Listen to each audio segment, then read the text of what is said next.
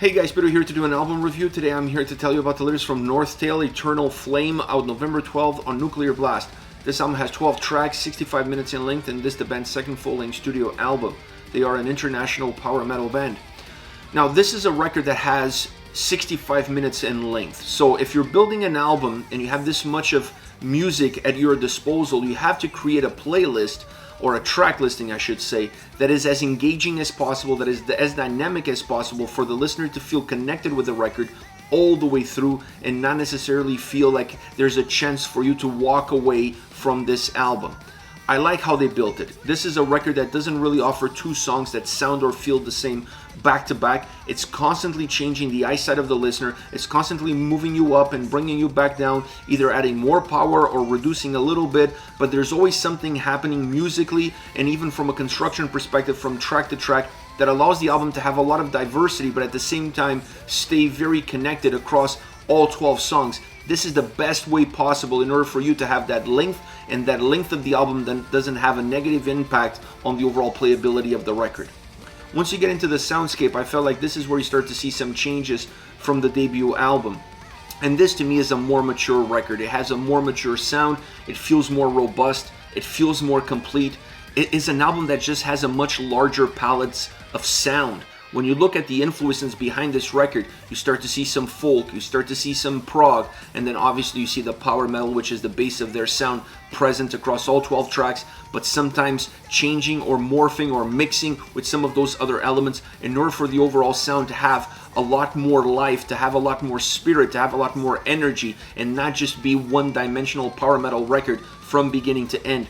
So you start to see that this is a band that is perhaps shedding a little bit of its skin from its previous album, but not completely changing their DNA. They're just adding a few pieces that perhaps allow them to have more to work with, creating songs that are more engaging, that are more layered, they're better worked, and therefore the overall experience of the album is one that has a positive impact and a lasting impact on the listener.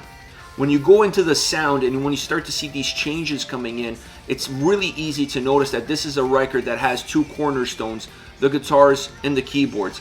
The drums play an important role, as they do in every power metal album, but I felt like on this record perhaps they had more of a secondary role in terms of controlling some of the movements, creating a baseline, creating a foundation, but not necessarily jumping into the forefront on any given song or taking the spotlight away from how predominant the sound of the guitars and keyboards are on this album.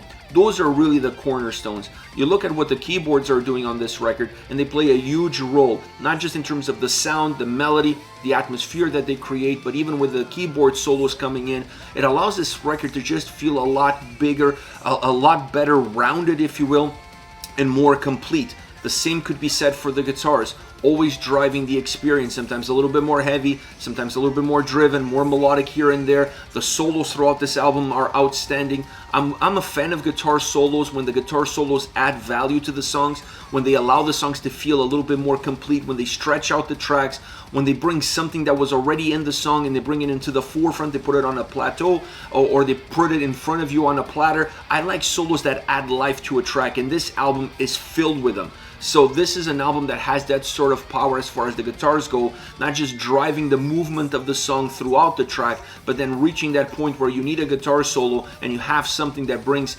extra value to the table, that makes these songs feel that they have a little bit of an extra spice in them. So the keyboards and guitars, definitely the two spotlights, definitely two of the highlights that this album has to offer within its own soundscape.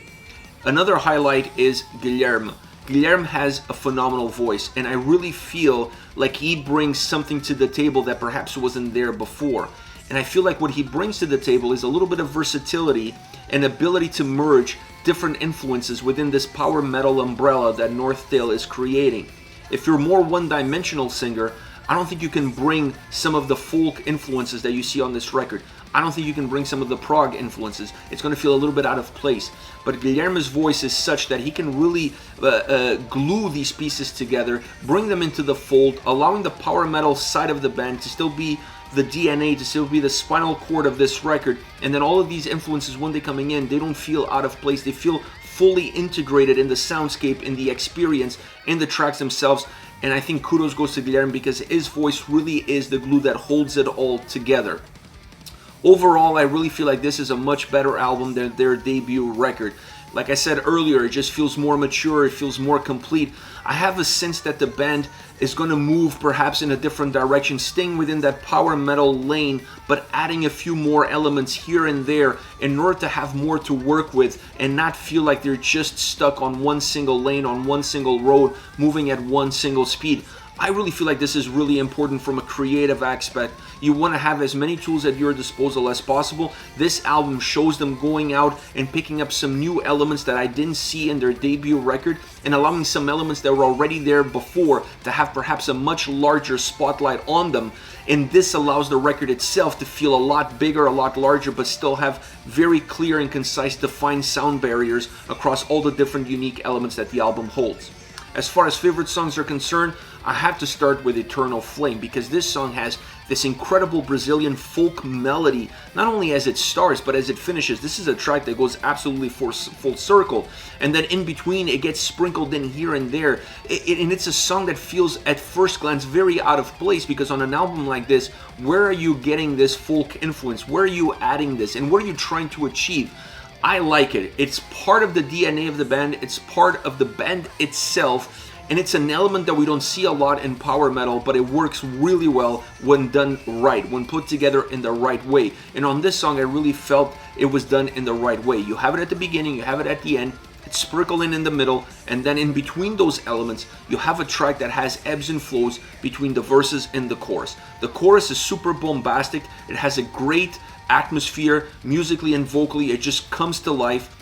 And the verses really carry this song forward. So when you add that movement between verses and chorus, you add these folk, Brazilian traditional folk elements into the big picture, this becomes almost a juggernaut of a track within itself. Really interesting song, really interesting concept, but extremely well delivered.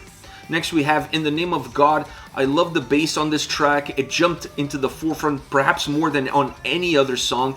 The keys come a little bit over the top, and then we're off to the races. So it has a nice little intro. It has a really nice way of setting itself up, but once the song gets going, the song gets going.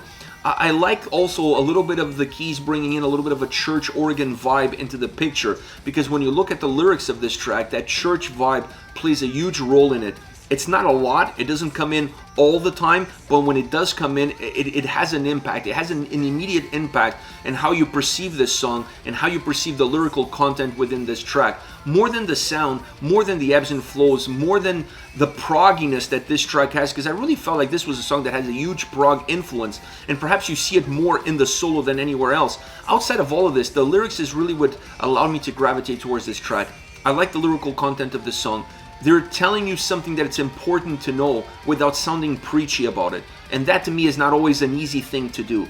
But I like the lyrical content. I like the idea, if a God does exist, why there's so many things going wrong and why is he allowing it to go wrong. So that kind of thought process is something that I gravitate towards, is something that I question myself as well. So this is a song that hit home for me. But going back into the track itself, the proggy nature of the guitar solo is undeniable. I really liked it. It extended the track. It made the track feel longer, but it didn't make the track feel redundant. It gave added value. It gave added flair. It allowed the song to explode a little bit within itself and stay contained within itself. Great vocal layers as well on the main vocals. I think that's also a very important element of this track, because it makes the vocals overall sound bigger, have more volume, have more presence, more depth even, and that's something that works well on a track that has this sort of dynamic movement, that has this sort of a movement within itself that really pushes the listener, and you're being pushed by the music, but at the same time you're stopping and you're thinking because of the lyrical content.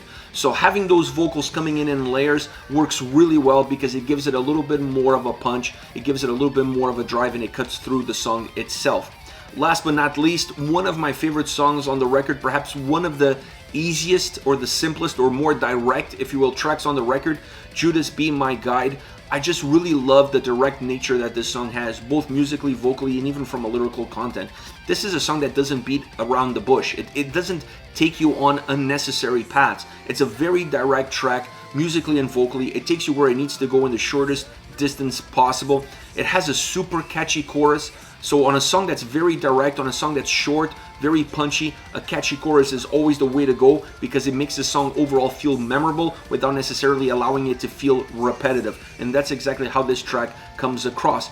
Some of the sound, some of the guitar elements on this song give me some Iron Maiden vibes. I really had that old school Iron Maiden, straight to the point, more direct style track fit into this more power metal driven song, if you will. So it's kind of a hybrid of old school metal, classic heavy metal with more modern power metal sounds and combinations. But I really love the direct nature of the track. I really love how the chorus comes across, very simple, very hooky, very catchy. Overall, one of my favorite songs on the album. This is it, NorthTale, Eternal Flame, out November 12 on Nuclear Blast. Let me know your thoughts on the band, on the singles. Use the comment section below. I'll be reading them and getting back to you. Take care, guys.